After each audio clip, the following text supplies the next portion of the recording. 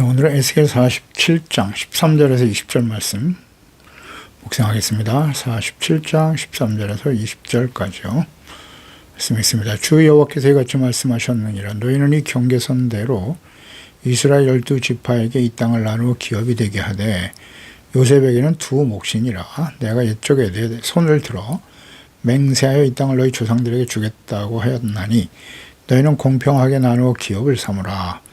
이 땅이 너의 기업이 되리라. 이 땅 경계선은 이러하니라. 북쪽은 대해에서 헤들론 길을 거쳐 스닷 오기까지이니 곧 하막과 브로다며 다메섹 경계선과 하막 경계선 사이에 있는 시브라임과 하우란 경계선 곁에 있는 하셀 하티곤이라.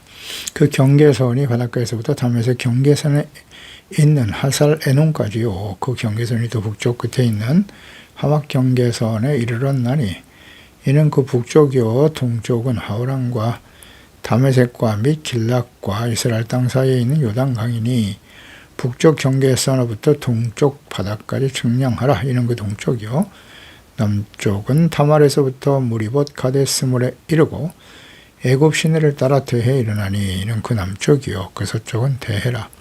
남쪽 경계선에서부터 맞은 쪽 하맛 오기까지 일어나니 이는 그 서쪽이니라. 아멘. 공평하게 기업을 나누라. 생수의 강이 흘러가는 곳에 많은 영혼들이 구원을 받아 생명의 열매가 가득하게 될 것이다 라는 예언의 말씀을 하고 계시죠. 새롭게 세워질 새로운 성전 예루살렘, 곳에서 시작되는 생수의 강, 생수의 군은 하나님이시고요. 이 생수의 강이 흘러감으로써 가는 곳의 주변의 모든 나라와 민족들이 소성함을 얻게 된다. 고침을 받고 새로워진다는 뜻이겠죠. 이것이 사해로 흘러들어가서 사해는 염해 혹은 동해, 죽은 물과 같이 되었지만 성전에서 발원된 생수로 인해서 강이 살아난다. 바다가 살아난다는 뜻이에요. 생명체가 살게 되고 물이 고침을 받고 고기가 생기고 고기를 잡는 어부가 생겨나게 될 것이다. 이는 장차 죄와 사망으로 죽은 자들이 생수가 되시는 예수 그리스도의 생명의 복음을 통해서 구원을 받아 죽음에서 영원한 생명을 얻게 될 것이다 라는 예언의 말씀이지요. 생수의 강, 예수께서 요한복음 7장 38절에 말씀하신 대로 수고하고 무거운 짐, 좀 목마른 자들이 다 내게로 와서 예수 그리스도를 통해서 믿으면 그 배에서 생수의 강이 흘러나게 될 것이다 라는 말씀하셨는데요. 성령의 역사하심이다 라고 말씀하셨어요. 예수 그리스도를 믿고 구원받아 성령의 충만함과 능력을 힘입어 그 성령을 통해서 인도하심을 따라 복음이 전파되고 증거되는 곳에 생명과 구원의 역사가 일어나게 될 것이다 라는 약속의 말씀, 예언의 말씀인 것이죠. 그 하나님과 그리스도를 대적하는 개인과 나라들에게 복음이 들어가면 기적과 같은 변화가 일어나게 되는 것입니다. 사도 바울의 변화와 같은 역사, 사울이 바울이 되는 기적과 같은 역사들이 예수 그리스도를 믿는 개인에게도 동일하게 나타나게 됩니다. 육체 종력에 이끌려 죄와 사망에 처해있던 사람들이 의롭다함을 얻게 되고 구원과 영생으로도 거룩한 주님의 자녀로 그리스도를 본받고 따르는 예수님의 제자와 증인으로 변화되는 것입니다. 이것이 이제 사도행전에 기록된 성령 충만한 이후에 일어난 성령의 생수가 흘러가는 곳에 유대와 사마리아와 땅끝까지 이르러 변화되는 놀라운 생명의 역사가 구원의 역사가 잘 기록되어 있고요. 이것은 모든 역사 속에 흘러서 2000년이 지난 이 시대에 우리가 그 생수의 강이 되신 예수 그리스도의 복음을 믿음으로 말미암아 변화되고 구원받아 성령으로 겁나고 충만한, 그래서 우리의 삶의 현장에서 예수 그리스도의 증인으로 살아가고 있는 이것이 바로 이 하나님의 말씀에 대한 증거가 되는 것입니다. 13절에 말씀하시는 경계선 12지파 땅을 나누어 기업이 되게 하시다. 하나님이 정하신 경계선, 약속의 땅이죠. 요셉에게 기업을 이제 각 지파의 기업으로 나누되 요셉에겐 두 몫을 줘라. 바벨론의 포로에서 돌아와 회복될 이스라엘인데요. 그러니까 성전이 회복되고 제사장의 직무와 제사에 대한 규례에 이어서 새롭게 회복된 성전과 이스라엘에서 시작될 생수, 생명의 보험의 역사를 통해 온 세상의 구원을 받게 될 것이다. 이것은 아브라함을 불러내실 때 하나님 주신 약속의 말씀과 같은 거예요. 이 말씀이 모든 역사 속에 지금 그대로 재현되고 성취되고 있는 것입니다. 아브라함과 그의 후손 이스라엘을 통해서 복의 근원이 된다. 모든 사람들이 너로 말미암아 복을 얻게 될 것이다. 약속의 말씀이 이렇게 성취되어져 가는 것이죠. 근데 문제는 하나님의 택함 받은 언약의 백성들이 하나님을 경외하고 섬기고 생명의 역사를 이어가야 할 이스라엘 언약의 백성들이지만 그들의 거룩함을 상실하고 하나님의 언약의 말씀을 온전히 지켜 행하지 못함으로써 주어진 역할과 사명, 정체성과 사명을 잃어버리고 오히려 하나님의 공의 심판의 대상이 되어버린 이스라엘. 그들이 이제 연단의 과정을 통해서 새롭게 회복되어지면 하나님이 그들을 택하여 부르신 목적과 사명이 다시 이루어지게 될 것이다라는 것인데요. 역사적으로 확인할 수 있는 바는 그들이 예루살렘으로 다시 돌아온 이후에 이런 생수의 강이 흘러가는 놀라운 생명과 구원의 역사가 일어났느냐? 사실 그렇지 못하죠. 따라서 이 예언의 말씀은 예수 그리스도를 이 땅에 보내셔서 이루실 하나님의 생명과 복음의 역사라고 볼 수 있겠습니다. 이것은 예수 그리스도의 십자가 대속의 은혜와 예수께서 아버지께로 가시고 약속하신 보혜사 성령이 우리 가운데 임하심으로써 이 예언의 말씀이 그대로 완성되어지는 것임을 알 수 있습니다. 이어서 새롭게 회복될 이스라엘에게 과거 여호수아와 이스라엘이 약속의 땅에 들어가서 지파별로 땅을 분배한 것과 같이 12지파에게 공평하게 땅을 분배하라라고 말씀하시네요. 이스라엘 땅은 힘 있는 자가 다 차지하는 땅이 아니에요. 하나님이 지파들에게 나누어 주신 땅에 거주하면서 경계선을 절대 놓으면 안 돼요. 남의 것을, 이웃의 것을 빼앗으면 안 됩니다. 그 경계선이 아주 분명하고 이 경계선, 지게표를 옮기는 자는 저주를 받을 것이다 라고 말씀하셨거든요. 기업이 되도록 나누셨다. 하나님이 정하신 경계선. 그러니까 지파 이스라엘 하나님이 택하신 그 언약의 백성이 살아야 될 거주지 이스라엘이죠. 그것 또한 경계선을 정하심으로써 그것을 또 넘어서면 안 돼요.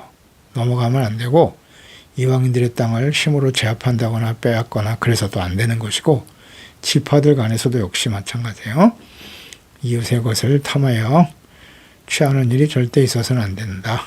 하나님이 정하신 그 구역 안에서 거주하면서 감사하며 살아가야 되는 것이에요. 이것이 하나님의 뜻이거든요. 그리고 이 기업을 분배받는 과정도 이전과 같이 여호수아를 통해서 이스라엘 백성들이 가나안 땅을 정복한 이후에 땅을 분배받은 것처럼 경계선을 하나님이 정해주시고 제비 뽑기로 정하게 하셨습니다. 이것은 변함없는 하나님의 뜻이죠. 잠언서 16장 33절에 제비는 사람이 뽑지만 모든 일을 작정하기는 여호와께 있느니라. 제비 뽑기가 사실 가장 공정하죠. 공정하게 제비를 뽑아 정하는 대로 그거 결정되는 것이 곧 하나님의 뜻이다. 작정하기는 여호와께서 하시는 것이라 하셨으니까요. 그것도 하나님의 뜻이다라고 우리는 분명히 이해할 수 있습니다. 새롭게 회복될 이스라엘은 하나님께서 직접 경계선을 정해주셨는데요. 요셉에게는 두 몫을 줘라. 그러니까 요셉의 자녀인 에브라임과 므낫세가 각각 독립된 지파로서 땅을 분배받게 될 것이다 라는 말씀입니다. 여기서 여호수아 시대도 마찬가지였어요. 여호수아 16장 1절 이하에 요셉 자손이 제비 뽑은 것은 여리고 샘 동쪽 곧 여리고 곁 요단으로부터 광야로 들어가 여리고로부터 베델 산지로 올라가고 베델에서부터 루스와 나아가 아래쪽의 경계를 지나 아다롯에 이르고 서쪽으로 내려가서 게셀까지 이르고 끝은 바다다. 그러니까 요셉 자손 므낫세와 에브라임이 그들의 기업을 받았더라. 요셉이 빠지고 에브라임과 므낫세 두 아들이 함께 들어갔죠. 12지파에. 요셉 자손은 이처럼 아들들이 기업을 각각 두 기업으로 나누어 받았기 때문에 요셉 자손은 두 몫이다. 네, 이건 변하지 않는 하나님의 뜻이네요. 사실 요셉 자손이 여호수아가 이제 에브라임 지파이고요.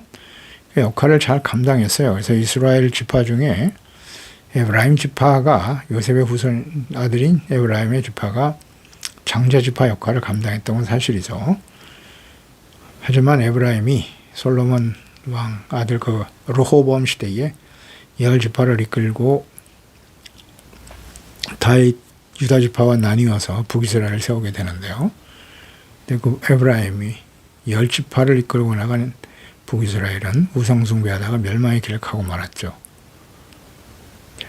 그리고 이제 유다가 남아서 예루살렘을 중심으로 하나님의 언약의 말씀을 지켜가긴 했지만 그들도 온전하지 못하여 결국 멸망의 길을 가고 맙니다.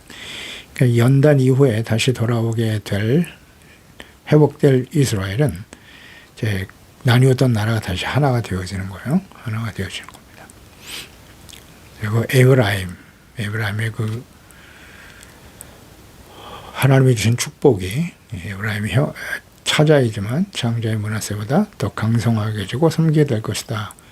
형이 아우를 섬기는 약속의 말씀이 역사 속에 그렇게 실현되어져 갑니다. 에브라임. 요셉에게 주신 하나님의 축복이 역사 속에 그대로 이어져 가는 것을 알 수 있어요. 14절에도 옛적에 내 손을 들어 맹세했다. 이 땅들을 너희 조상들에게 주겠다 하셨고 공평하게 나누어 기업을 삼으라고 말씀하십니다. 조상들에게 약속하신 땅을 공평하게 나누라. 그러니까 하나님은 공평하신 분이에요. 어느 한편에도 불이익을 당하지 않도록 공평하게 분배하라. 이는 가나안 땅 분배서와 같이 단순히 땅의 넓이가 동일하게 나누기 12로 하라는 뜻은 아니잖아요. 그러니까 모든 상황을 고려해서 서로에게 아무런 불만이 없도록 분배하라는 뜻입니다. 그래서 민수기 26장 51절에 보면 가나안 땅을 분배하는 기준에 대해서 말씀하셨죠. 이스라엘 자손의 계수된 자가 60만 1730명이었다. 여호와께서 모세에게 말씀하여 이르시되 민수기라고 하는 것은 이스라엘 백성들이 애굽에서 나올 때 그 숫자를 세라. 인구 조사를 하라고 말씀하신 내용이거든요. 그러니까 이 명수대로 땅을 나누어 기업을 삼게 하라 그랬거든요. 인구 조사를 하도록 하신 목적은 싸움에 나갈 20세 이상의 사람들을 계수하신다라고 하는 의미도 있지만 각 지파의 인구수대로 수가 많은 자에게는 기업을 많이 주고 수가 적은 자에게는 기업을 적게 줄 것이다. 기준을 정하시기 위해서였어요. 그래서 그들이 계수된 수대로 각기 기업을 주되 오직 그 땅을 제비 뽑아 나누어 그들의 조상 지파의 이름을 따라 얻게 할 것이다 라는 말씀하셨거든요. 하나님께서는 이렇게 숫자가 많은 인구수가 많은 지파에게 좀 더 큰 땅을 주고 살기에 맞게 적당히 공평하게 배분하도록 하신 것입니다. 가나안 땅에 들어가기 전에 인구조사를 하게 하신 목적이 바로 이와 같은데요. 기업을 삼게 하고 명수대로 기업을 나누라. 그러니까 기업을 나누는 과정도 물론 제비뽑기를 통해서 이루어지게 하셨지만 이 또한 하나님께서 주님의 뜻대로 배려하시고 공평하게 배려하셨다라고 우리는 받아들일 수 있겠죠. 그래서 공평하게 나누신 기업이기 때문에 그걸 하나님의 뜻이다라고 믿고 만족하며 이웃의 것을 절대 욕심내어서는 안 되는 것이에요. 하나님께서는 언제나 이렇게 공평하게 나누어 주시는 분이시라는 거, 우리가 달란트 비유를 보게 되는데요. 마태복음 25장 14절 이하에 어떤 사람이 타국으로 갈새 종들을 불러서 소유를 각각 맡겼는데 각각 그 재능대로, 이것이 중요하죠. 각각 재능대로 한 사람에겐 금 5개, 5달란트, 또 한 사람에겐 2달란트, 한 사람에겐 1달란트를 주고 떠났다라고 말씀하잖아요. 가지고 장사하라고 이것을 가지고. 그런데 5개, 2개, 하나. 누군 5개 두고 왜 딴 사람은 하나를 주는가?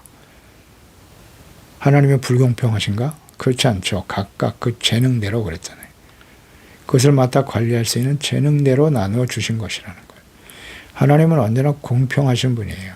그런데 1달란트 받은 자는 다른 사람은 5개, 다른 사람은 2개 주고 왜 내게 하나만 주느냐? 불만이 있어 그걸 땅에 묻어두죠. 나중에 하나님께서, 예수께서 비의 말씀을 통해서 주인이 다시 올 때, 예수님이 다시 오실 때 1달란트 받은 자 일하지 않고 묻어둔 자는 악하고 게으르다고 말씀하셨죠. 있는 것도 빼앗기고 바깥 어두운 데 내어 쫓겨 슬피 울며 이를 갈미 있으리라.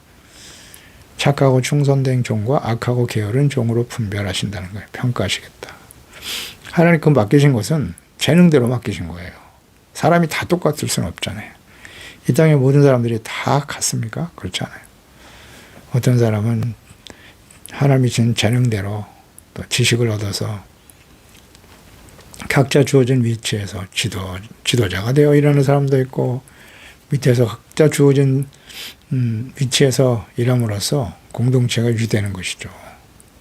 모든 사람이 다 머리가 될 수는 없는 거잖아요. 우리의 육체, 몸의 비유로 말씀하신 것처럼 눈의 역할, 손의 역할, 발의 역할이 다 다르죠.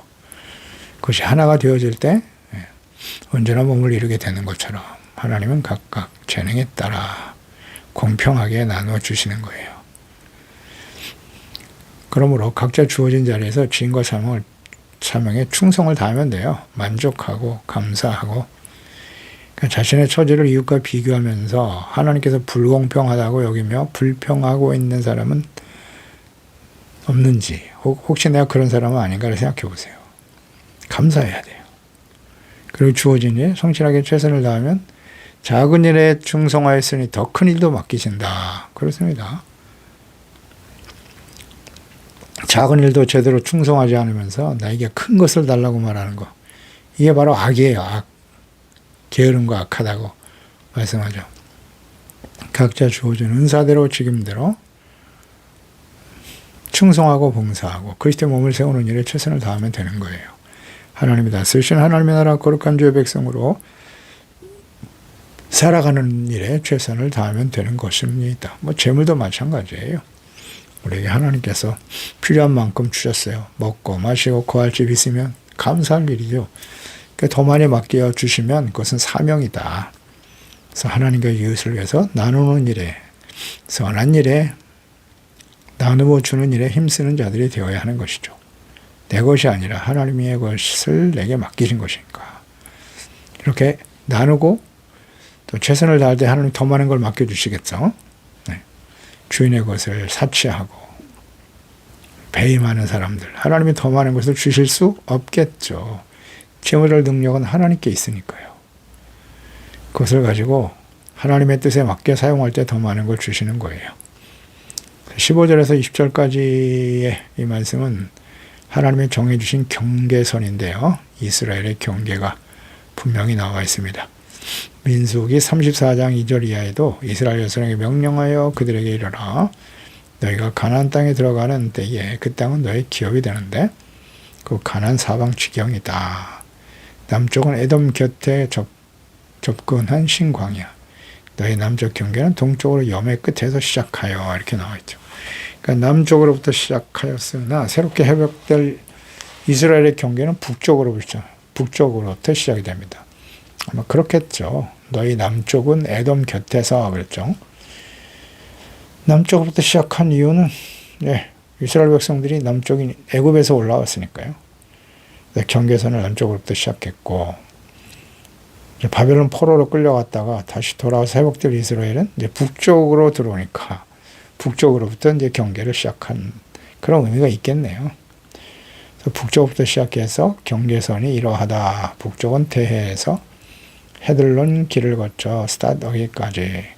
이는 모세 당시의 가나안 땅 정복하여 나누는 과정과 일치합니다. 같기는 하지만 그 시작점에 약간의 차이가 있다는 것을 우리는 볼 수 있고요. 서쪽은 대해다. 남쪽 경계선으로부터 하맛어기까지 이르게 된다. 서쪽이다. 그러니까 새 영토의 서쪽 경계는 남쪽 경계인 지중해 서남단 지역으로서 그리고 거기서부터 북쪽 경계인 서쪽 지역의 하맛어기까지 이르는 지중해 연안으로 보여집니다. 이것이 하나님이 정하신 경계선이고 이스라엘 백성들이 살아갈 거주지입니다. 그렇습니다. 하나님의 백성들은 하나님이 정해놓으신 구역 안에서 하나님의 다스를 받는 의의 거룩한 백성으로 살아가는 것입니다. 그 안에서 만족하고 감사하며 살아가는 것이죠. 경계선을 절대 넘으면 안 돼요. 인간의 욕심을 가지고 남에게 고통을 주고 힘을 가지고 전쟁으로 더 넓은 나라를 만들려고 하는, 그러니까 이스라엘 역사에 있어서 이것은 절대로 하나님이 허용하시지 않는 일이에요. 그 경계를 정해서 넘어가지 말라는 것. 그러나 주변 이방인들은 어땠어요? 군대와 힘을 키워서 제국을 만들려고 하잖아요. 제국. 넓은 나라를 만들어서 자신의 힘을 자랑하려고 하는. 근데 잘 성경을 통해서, 역사를 통해서 확인해 보세요. 이 제국주의자들이 어떻게 됐어요? 결말이. 다 망합니다. 그건 하나님의 뜻이 아니에요. 각자 나누어진 지역에서 나라별로 그 주어진 구역을 지켜가는 것을 하나님이 원하시지, 강력한 군대와 힘을 자랑해서 말이죠, 주변에 있는 나라들을 점령하고, 그런 제국주의는 절대 하나님의 뜻이 아니에요. 반드시 멸망의 길을 갈 수밖에 없어요. 역사를 보세요. 제국주의 역사. 그 제국주의의 그 흐름이 가장 두드러지게 나타난 때가 바로 18세기, 19세기 아니 18세기, 17세기, 18세기 이런 산업혁명을 중심으로 해서 일어났던 제국주의 영향, 영국으로부터 시작돼서 포르투갈, 스페인, 유럽 전체가 제국주의, 더 많은 땅을 얻기 위해서 혈안이 되었던 시대 아니에요. 대양을 통해서 말이죠. 그래서 바다를 통해서 나라를 넓혀가는 제국주의의 열풍이 불었었는데, 그에 대해서 하나님이 심판하신 전쟁이 세계 1차 대전, 2차 대전이에요. 이 일로 인해서 하나님께서 심판하신 거라고 봅니다. 제국주의는 절대 하나님의 뜻이 아니에요. 그래서 그것으로 인해서 유럽인들이 거의 1억 명 가까이가 죽어 사망에 이르는 무서운 전쟁이죠. 잘 역사를 통해서 깨달아야 돼요. 하나님의 뜻은 경계, 자기의 주어진 경계를 넘어서지 말라는 거예요. 그게 하나님의 뜻입니다. 근데 그런 제국주의의 영향이 그 이후에도 계속되죠? 계속됩니다. 요즘 전쟁을 통해서 땅을 빼앗는 그런 제국주의이기도 하지만, 경제적으로 상대를 제압하고 돈 있는 나라들이, 재물이 많은 나라들이 연약한 현 나라들을 경제적인, 군사력이 아니라 이제 돈을 가지고 억압하죠. 지배하는 일들이 벌어지는데, 이것 또한 하나님께서 기뻐하시는 일이 아니라는 거 잘 생각해야 됩니다. 그래서 우리 개인도, 한 나라도 마찬가지죠. 힘 있는 기업, 재벌 기업들이 중심이 돼서 힘없는 사람들을 지배하고 다스리려고, 이런 구조 절대 하나님이 기뻐하지 않아요. 그래서 이걸 우리 잘 생각해. 교회 안에도 이와 비슷한 모습이 나타나고 있는데요. 대형 교회들을 중심으로 해서 그냥 모든 지역을 다 이렇게 자기의 지역화하려고 하는, 물론 우리가 복음을 전하고 하나님의 말씀을 가르치고 가르치는 복음이 확산되는 일은 하나님이 바람직한 일이지만, 큰 대형 교회들이 모든 지역을 다 잡아서 자기의 기업화하려고 하는 건, 이건 절대 하나님의 뜻이 아니에요. 각자 주어진 위치에서 복음을 전하고 가르치고 증거하는 일에 힘써야죠. 이게 하나님의 뜻이라는 걸, 하나님이 정해 주신 이스라엘 경계를 통해서 우리가 깨닫는 은혜입니다. 기도하겠습니다. 하나님 아버지, 오늘도 주의 말씀을 묵상하면서 하나님께서 이스라엘 백성들 다시 회복될 이스라엘, 하나님이 경계를 정확하게 정해 주셨습니다. 애굽에서 구원받은 이스라엘 백성들 여호수아를 통해서 가나안 땅에 들어갈 때 역시 그 경계를 정해 주셨죠. 그 안에서 각 지파들에게 나누어 주시는 그 지역을 하나님의 뜻이다 생각하고 주어진 일에 만족하고 감사하면서 형제와 이웃을 사랑하고 함께 상생하는 것이 하나님의 뜻입니다. 이스라엘이 아무리 힘이 강하다고 해서 경계를 넘어 주변 나라들을 침략하거나 점령하는 일, 절대 하나님이 허용하시는 일이 아닙니다. 이 경계에 나타난, 이스라엘 전체에 나타난 경계에 나타난 하나님의 뜻이 아니겠습니까? 그래서 우리 각자 주어진 은사대로 주어진 재능과 위치에서 감사하며 찬양하고, 남의 것을 빼앗고 더 크고 넓게 하는 것이 아니라 주어진 자리에 감사하고 사람들과 함께 나누려고 하는 이런 선한 마음을 가지고 주님을 바르게 섬기는 하나님의 자녀들, 또 거룩한 공동체가 될 수 있도록 도와주세요. 예수님의 이름으로 기도드리옵나이다. 아멘.